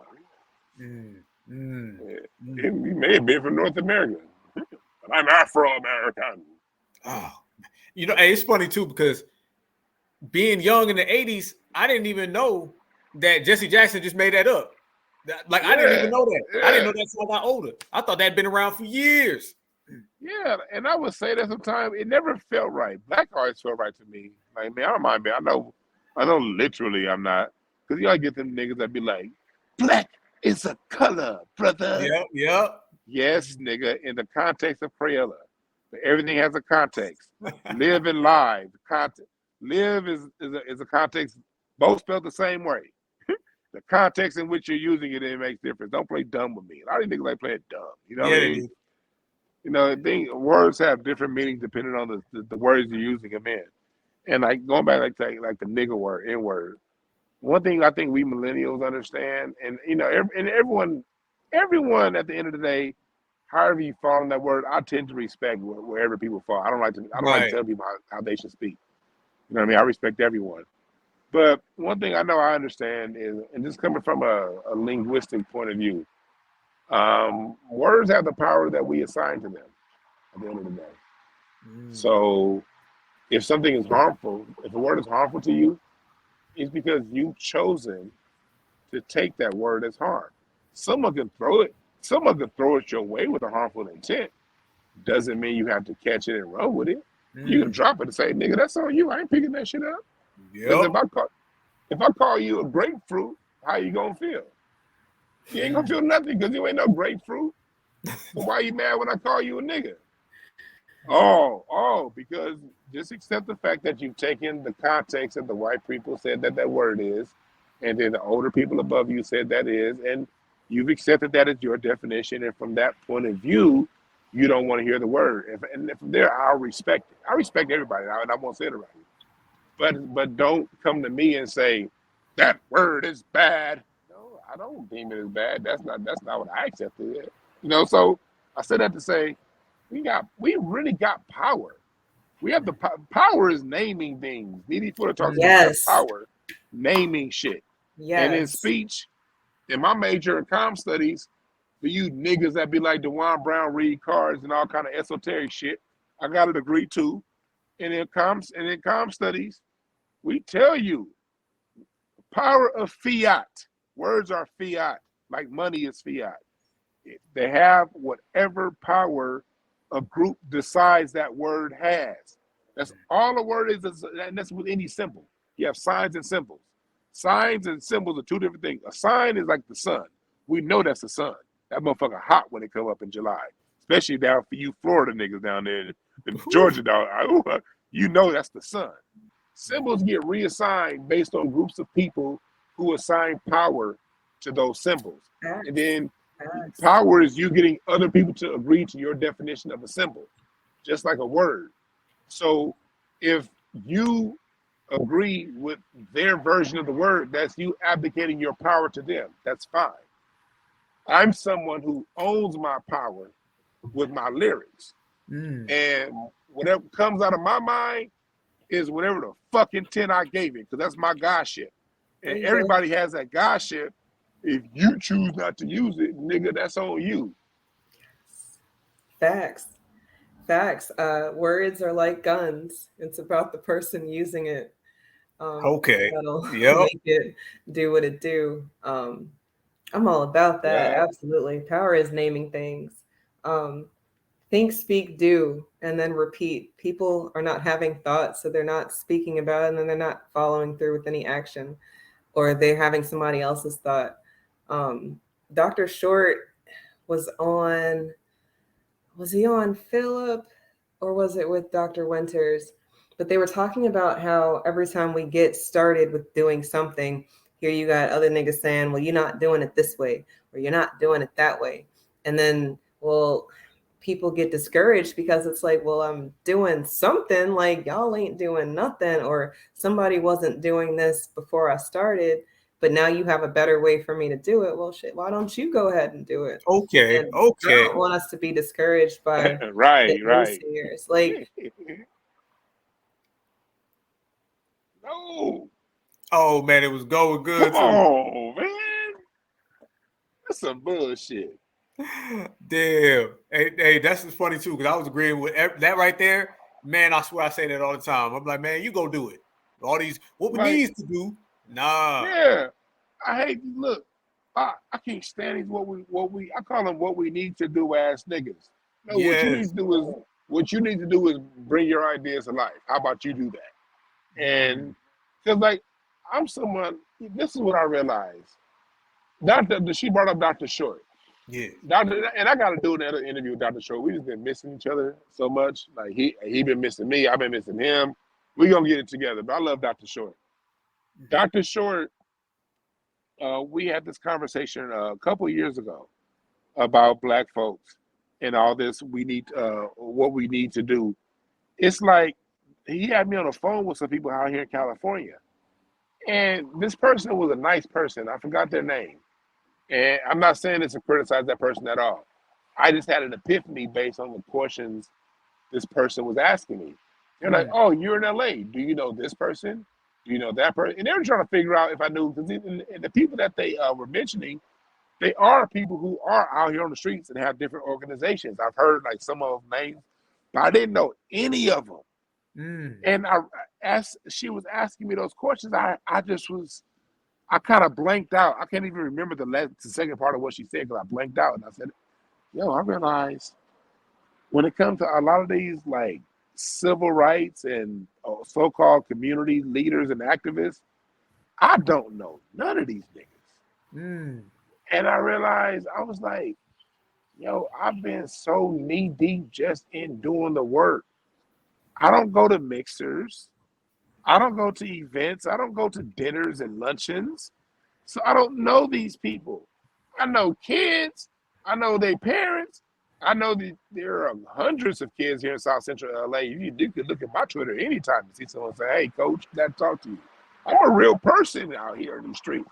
But I realized I didn't know none of these niggas. And when I thought about it, that made me realize, like, wow, the people who, and Dr. Short, of course, the people he knew, they're doing the work. The people that sit around talking about us the most wouldn't know me or this person, even though I don't know the people that she's talking about. So I said that to say 360 degrees, what I'm coming back to is this. The people talking about what we need to do, on one hand, the people who do have the organizations and who are out there, they don't know them niggas, and they don't know niggas like me. All they know is other people that sit around talking about what we need to do.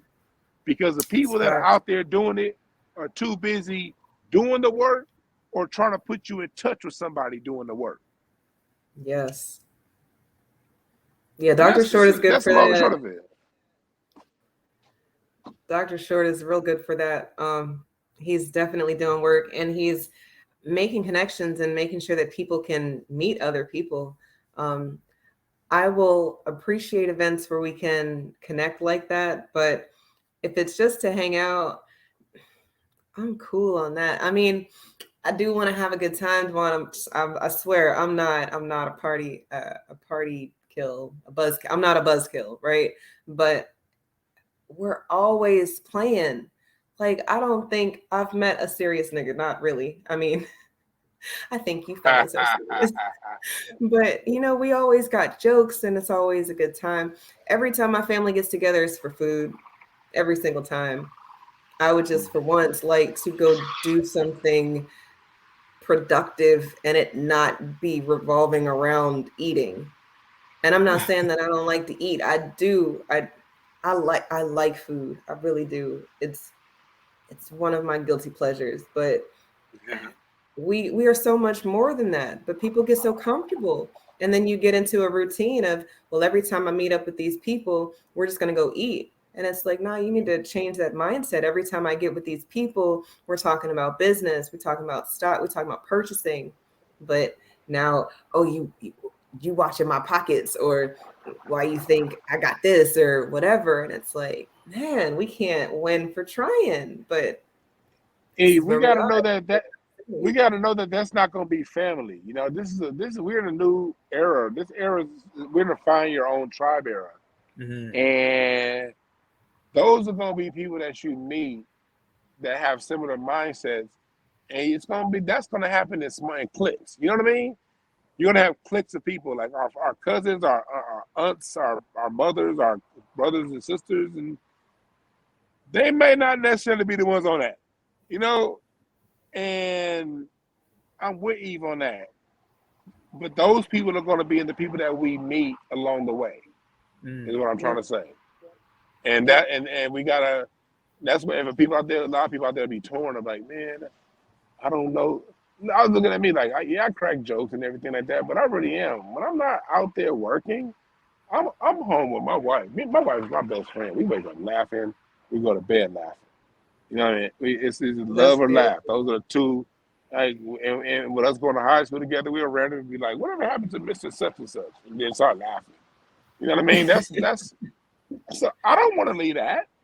It takes a whole lot for me to. I don't have like no homeboys I hang out with here in LA. The few that I did move, I don't have friends that I just kick it with. But I do have people. I do have a tribe. I have a tribe of people online, people that move. One or two that live here in LA. We don't see each other often, but when we connect, it's always constructive. And we may not see each other face to face. And in today's world, a lot of our people we won't be seeing face to face because we're in this new post COVID is just a different world. But we can't let these opportunities of StreamYard, YouTube. That's where our tribe is. And while we have this access to information, we taking this shit to the metaverse next, and then we can really be feeling like, you think this shit is cool with just games? Man, what if we have some metaverse sessions? I don't know if y'all have some Oculus glasses, but using that kind of space for constructive means like that, it's gonna take us to a whole new level. And for those of you who don't have Oculus glasses, I'm actually getting my own metaverse world built right now. So we're gonna be having these kind of conversations face to face in about 6 months. And That's what's so up. yeah, we usually let's take what these crackers make for distraction, like we doing with this internet right now, and know that our family may not be the tribe, but we can meet up with our tribe on Twitter Space, on here, through text messages, through FaceTime, through whatever means, and let's take advantage of it and show all the love and open our hearts to those who have open hearts towards us, because that's the best way to do it. And those who don't have an open heart, don't lend your heart to them, because then that's how you get calloused. Don't close your heart off to people who are close to you, and open your heart off to the people that are with you. That's beautiful. That's I love this beautiful. era. Don't y'all love this era? I promise you, I love it. I remember what it was during the Yes We Can era, and this is the Hail to the Gnaw era, and I love Hell it. to the no. Hail to the Gnaw. The hell to the now era. Hail to the Gnaw. With that said, Sister Eve, I'll wrap it up, man. I appreciate y'all, kicking it with me on the Black Alpha Cast. We got to do this a lot. Like you said, brother, we got to get to the point where we having the metaverse and giving it to everybody. Yeah, Yeah, I love this, man. I yeah. appreciate y'all for coming through. I can't wait to see y'all as well here in a few days. You know what I'm saying? So I appreciate that. Sister Eve, I want you to go ahead, though, sister, and tell everybody where they can find you. Tell everybody what you're working on. And it's always respect. Always capitals. RESPECT for you, sister. So if you Oh, could tell thank you. everybody where they can find you and just go ahead and give all the statements that you want. The floor is all yours. Well, thank you for that. Thank you for the space and the time. It is storming here, so Let's just say that HARP isn't necessarily targeting my house and my internet connections or whatever, but no, I've appreciated this conversation, and I like constructive conversations. I like knowing that what we're doing is going to lead us somewhere else, and it's not just a soapboxing. I don't like echo chambers at all. I need to know that this is working, and I need to know how to make it better. And I find that having conversations with people like y'all, it really opens my mind to a different possibility. Everybody's not going to do things the same way, but we all do need to do something and then start refining it, because that's where we are. We're in an age of refinement, and people can stay how they are or you can change. And if you change, then I know that you're growing.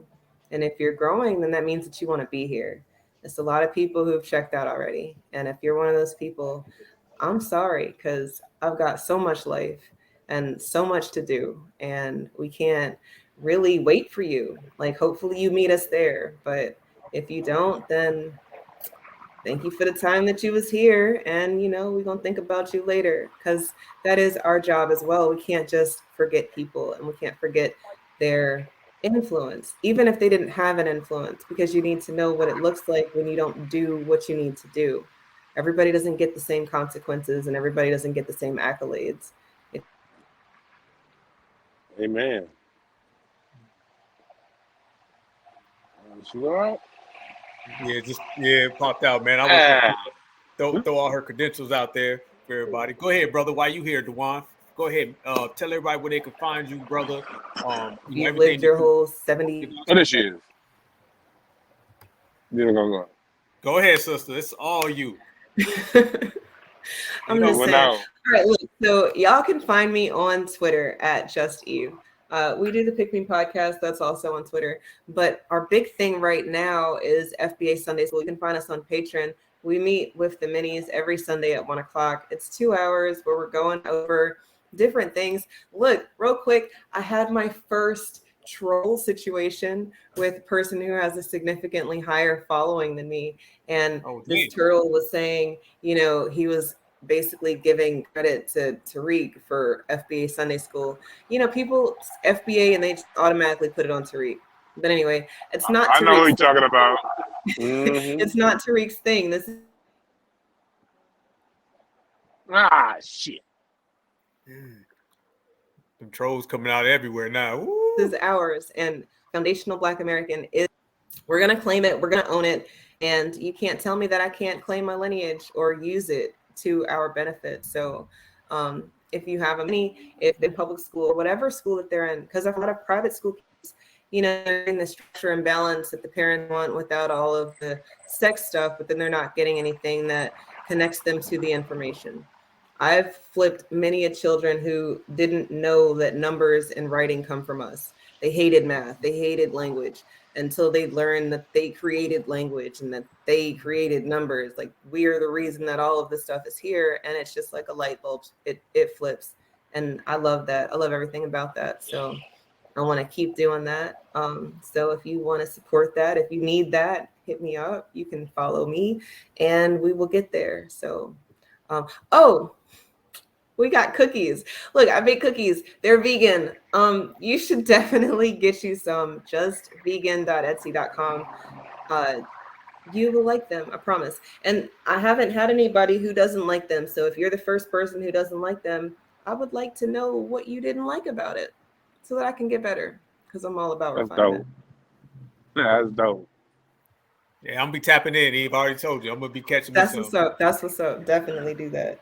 Dewan, you can get you in some too, because they're vegan. So I'm ordering some. Don't mess up your workout or anything like that. I'm gonna get some. My workout ain't been shit the last couple months, but yeah, I'm gonna get some. The rain out here been crazy, but I think we back good here in LA. But I'm definitely gonna support Eve. But I'm here in LA. Dewan, like, my central site, it's been scrolling down there at the bottom, DewanB.com, because like y'all know me for sure. Y'all know me. I do a whole lot of stuff, and I do so much. People don't be believing me. How you do so much? Hey, when you're a constructive person that goes at it 18 hours a day and know how to divide your time up, you can get good at all this stuff real fast. So, DewanB.com shows my entertainment side, and my business side shows my background and working with advocacy with children, with breakthrough advocacy services. And then also my cardology business is on there. Yes, I am a certified card reader. I read playing cards, the same thing as poker cards. People be like, "Oh, is that tarot?" No, it's not tarot, but it's something similar. And then other people like, "Oh, that's if it scares you, don't worry about it. I ain't here to convert the people who are scared of it. But for those of you who are open into that kind of that kind of world, I read some of the best of the best. I'm teaching a cardology class starting in June.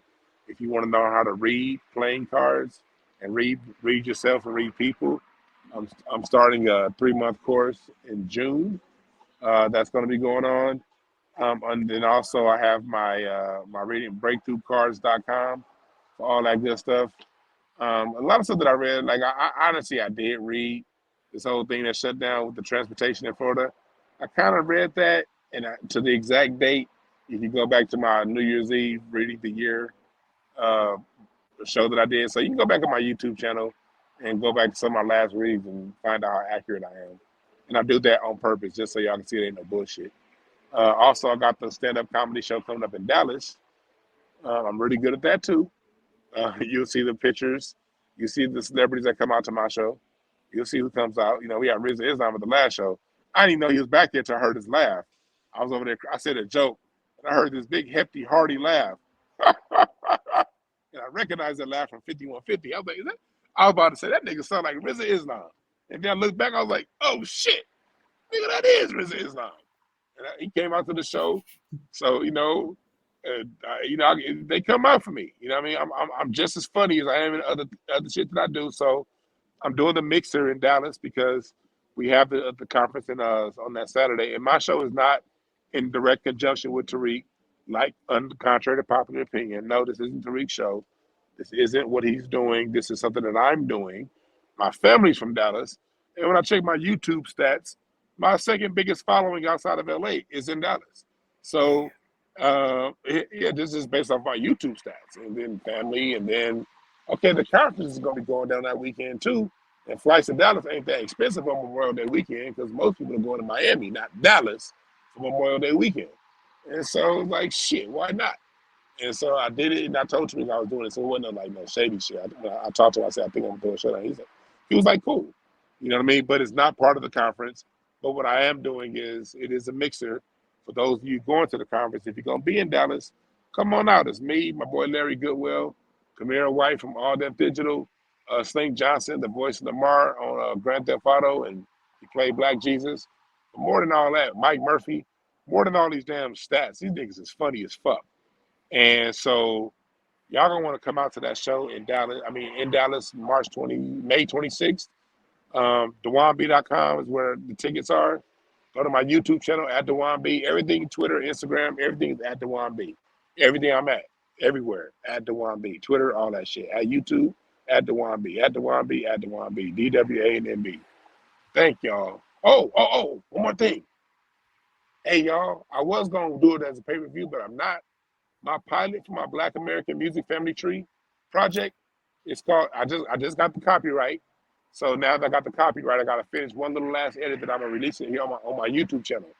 It's called It's Bigger Than Hip Hop, the Black American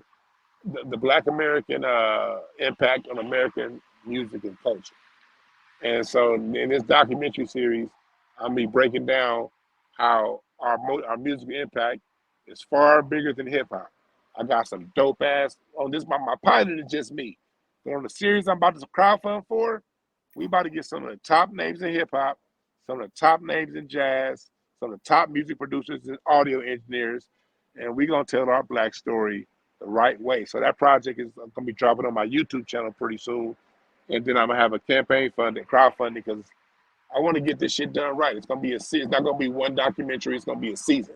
It's gonna be a 6-episode season because I can't get all this shit out in one episode. It's gonna be multiple seasons, but this first documentary is gonna be a 6-episode season. Or if I do it before the 6 episodes, either way it go, look out for that on my YouTube channel. We doing it over here. Yes, indeed. Oh, I can't wait for that, bro. That's gonna be fire. Oh, damn. Yes, indeed. Man, I appreciate you guys for pulling up. I appreciate my brother Dewan B, my West Coast brother, Just Eve, my East Coast sister. I guess I'm the Midwest/South brother. So you put us all together, we got the whole country, we got the whole 50 states, and I appreciate that all the way around. I want everybody out there to be safe. I want everybody to have a good time. I hope your family's good. I hope everybody's in good health. And let's just continue doing what we do, and that's staying foundational Black American and excellent. I hope y'all enjoyed the conversation. A lot of good game broken down. And we're going to continue to do these conversations because it's all about us like it's always been. So with that said, to the family, I want everybody to stay good. I want everybody to, take care of yourself. And I want you to know that we are one tonight. Let us be one in the future. Power to all of our people. Yes. Kid, what y'all think? If you whatever the fuck you think you are, and until we own some shit, I'ma call it like it is. How you gonna be a man and we starving? Go ahead. You know? And you can walk by 5 different houses, ain't a man in either one of them motherfuckers. How we gonna be a man? How we gonna be African Americans? And we out here dying. We thugs and we niggas.